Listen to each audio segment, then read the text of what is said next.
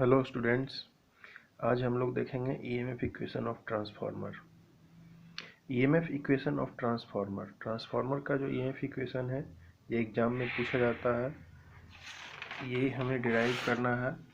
E1 equal to 4.44 F5N1 and E2 equal to 4.44 F5N2। ये derive करना है। Transformer का ईएमएफ इक्वेशन है। देखिए when a sinusoidal voltage is applied to the primary winding of transformer, alternating flux phi m sets up in iron core and it links with the secondary winding। ये हम लोग पहले भी देख चुके हैं वर्किंग प्रिंसिपल में कि यदि हम साइनसोइडल वोल्टेज देंगे, साइनसोइडल का मतलब जो कंटिन्यूसली चेंज हो रहा है इस तरीके का, तो alternating flux means sinusoidal flux का जो नेचर वो भी साइनसोइडल होगा। ठीक है, यदि साइनसोइडल वोल्टेज दे रहे हैं तो फ्लक्स का नेचर साइनसोइडल होगा, और फ्लक्स का जो नेचर साइनसोइडल होगा वो सेकेंडरी वाइंडिंग से लिंक करेगा और सेकेंडरी वाइंडिंग में ईएमएफ इंड्यूस होगा। हम लोग देखते हैं कुछ एजम्पशन। लेट डेरिवेशन में पहले एजम्पशन हम लोग देख लेते हैं। Phi m maximum value of flux का यूनिट क्या होता है? Weber. F supply frequency in hertz. N1 primary winding number of turns, primary का number of turn N1, secondary का number of turns N2, secondary का number of turns N2। E1 primary winding induced EMF, primary का induced EMF E1। E2 secondary winding induced EMF. हम लोग सभी जानते हैं Faraday law से। E1 फैराडे लॉ भी कहीं बोलते हैं, नहीं तो लेंज लॉ से भी E1 equal to -N d∅dt। जो ईएमएफ इंड्यूस होता है वो -N d∅dt, n number of turns और d∅dt इक्वल टू -d∅dt में बताया था। नंबर ऑफ टर्न्स यदि इंक्लूड करें तो equal to -N d∅dt by Lenz law. By length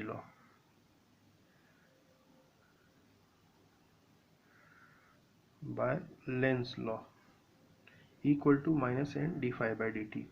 E1 equal to minus primary का induced EMF E1 equal to -N1 d∅dt, क्योंकि N1 primary number of turns है और E1 प्राइमरी इंड्यूस्ड ईएमएफ है। अब phi हम लोग जानते हैं, चूंकि फ्लक्स जो है मेरा वो किस नेचर का है? साइनसोइडल है। तो साइनसोइडल साइन वेव को हम लोग कैसे डिनोट करते हैं? फ्लक्स यदि साइनसोइडल है तो साइन वेव को कैसे डिनोट करेंगे? मैक्सिमम वैल्यू और उसके साथ sine omega t. Phi equal to phi m sine omega t. तो ये जो फाई था वहाँ हम लोग क्या लिखेंगे? Phi m sine omega t. ये साइनसोइडल नेचर है, इसलिए हम लोगों ने ऐसा किया। साइनसोइडल को मैक्सिमम वैल्यू और sine omega t. Maximum value phi m है, फाई एम ये आपका ये जो पॉइंट है ये मैक्सिमम वैल्यू है फाई एम, और ये आपका -φm नेगेटिव पॉइंट। तो phi equal to phi m sine omega t. अब हम लोग इसका डिफ्रेंसिएशन कर देंगे। तो डिफ्रेंसिएशन में इस तरीके से हम लोग कुछ करते हैं। D sine omega, phi m बाहर आ जाएगा, कांस्टेंट है क्योंकि मैक्सिमम वैल्यू है। D sine omega t upon d omega t into d omega t upon d t. Differentiation आप लोग पढ़े होंगे। E1 equal to -N1 phi m omega t का, यदि टी के रिस्पेक्ट में हम लोग डिफ्रेंसिएशन करें तो क्या होगा? ओमेगा कांस्टेंट हो जाएगा, कांस्टेंट बाहर, कांस्टेंट टर्म बाहर, और D T upon d T बच जाएगा। तो D T upon d T का डिफ्रेंसिएशन क्या होगा? 1। D T upon d T का डिफ्रेंसिएशन 1, तो ये टर्म आपको 1 हो जाएगा। ओमेगा सिर्फ बचेगा कांस्टेंट। अब बचा ये टर्म, तो साइन थीटा का डिफ्रेंसिएशन क्या होता है? Cos theta. यहाँ साइन ओमेगा टी है ओमेगा टी के रिस्पेक्ट में, तो इसका डिफ्रेंसिएशन क्या होगा? Cos omega t. नेक्स्ट हम लोग देखते हैं E1 equal to -N omega phi m sine π/2 minus omega t, sine π/2 minus omega t. तो कॉस थीटा को हम लोग लिख सकते हैं, कॉस थीटा को sine 90 degree minus theta equal to cos theta. यहाँ मैं बगल में लिख देता हूँ, चूँकि sine 90 degree minus theta equal to cos theta ये होता है, इसीलिए इसको हम लिख दिए हैं E1 equal to minus n omega phi m sine pi by 2 minus omega T.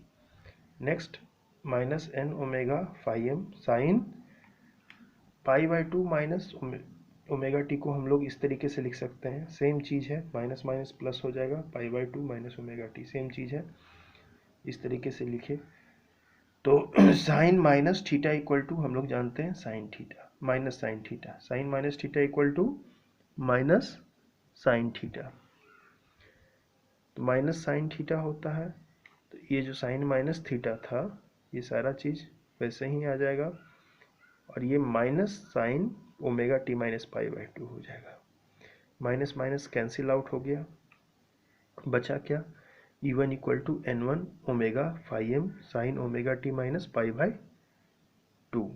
ठीक है, इससे ये जो है एक्सप्रेशन, इससे हमें पता चलता है को जो इंड्यूस्ड EMF है वो फ्लक्स से माइनस पाई बाई 2 मतलब कितना लैग कर रहा है 90 डिग्री। ध्यान दीजिए induced EMF E1 flux phi m से कितना लैग कर रहा है pi by 2 minus pi by 2 है 90 डिग्री, मतलब ये लैग कर रहा है इंड्यूस्ड EMF किससे फ्लक्स से पाई बाई 2। इस एक्सप्रेशन से हमें पता चलता है मैक्सिमम वैल्यू क्या है इस इंड्यूस्ड EMF का, कोई भी एक्सप्रेशन है तो ये इस पोजीशन पे उसका क्या हम लोग लिखते हैं मैक्सिमम वैल्यू, तो मैक्सिमम वैल्यू है N1 omega phi m, maximum value N1 omega phi m. Maximum value जो है इसका कब होगा मैक्सिमम वैल्यू साइन का वैल्यू मैक्सिमम कब होता है, साइन का value sine 90 degree equal to 1, तो साइन 90 डिग्री जब होगा omega t minus pi by 2 का वैल्यू जब 90 डिग्री होगा तो ये EMF जो इंड्यूस होगा इसमें EMF जो इंड्यूस होगा उसका वैल्यू वो मैक्सिमम होगा, साइन का वैल्यू जब मैक्सिमम होगा तब ये EMF इंड्यूस मैक्सिमम होगा। मैक्सिमम वैल्यू ऑफ EMF जब ये 1 हो जाएगा तो ये N1 ओमेगा फाई एम बचेगा। ठीक है, अब E1 मैक्स मैं इसलिए बोल रहा हूँ क्योंकि E1 है प्राइमरी वाइंडिंग का इंड्यूस्ड EMF, प्राइमरी वाइंडिंग का maximum value of induced EMF। Omega equal to हम लोग जानते हैं 2 पाई एफ, तो 2 पाई एफ मैंने पुट कर दिया यहाँ, एंगुलर फ्रिक्वेंसी है, omega equal to 2 pi f, same चीज़ रहेगा जो था N1 2 pi f phi M. अब हम लोग RMS वैल्यू इक्वल टू हम लोग जानते हैं maximum value upon under root 2 होता है, RMS वैल्यू इक्वल टू क्या होता है maximum value upon under root 2, ध्यान रखिएगा ये मैक्सिमम वैल्यू अलग है RMS वैल्यू अलग है, RMS value equal to maximum value upon under root 2, तो RMS value equal to maximum क्या है E1 max upon under root 2। Next E1 equal to E1 max का क्या वैल्यू है N1 2 pi f into phi m, तो N1 2 pi f into phi m हमने लिख दिया और अपॉन अंडर रूट 2 अब ये कैंसिल आउट हो गया, क्या बचा under root 2 pi f phi m N1, E1 equal to under root 2 pi का वैल्यू 3.14 एफ फाई N1, इस तरह से एक्सप्रेशन हमको मिल गया E1 equal to 4.44 f phi N1, similarly E2 equal to 4.44 f phi N2। ये primary winding का हम लोग निकाल लिए, इसी तरीके से सेकेंडरी वाइंडिंग का भी ये निकल जाएगा। तो ये हो गया आप लोगों का EMF इक्वेशन ऑफ ट्रांसफार्मर, आप लोग इसको कंप्लीट कर लीजिएगा।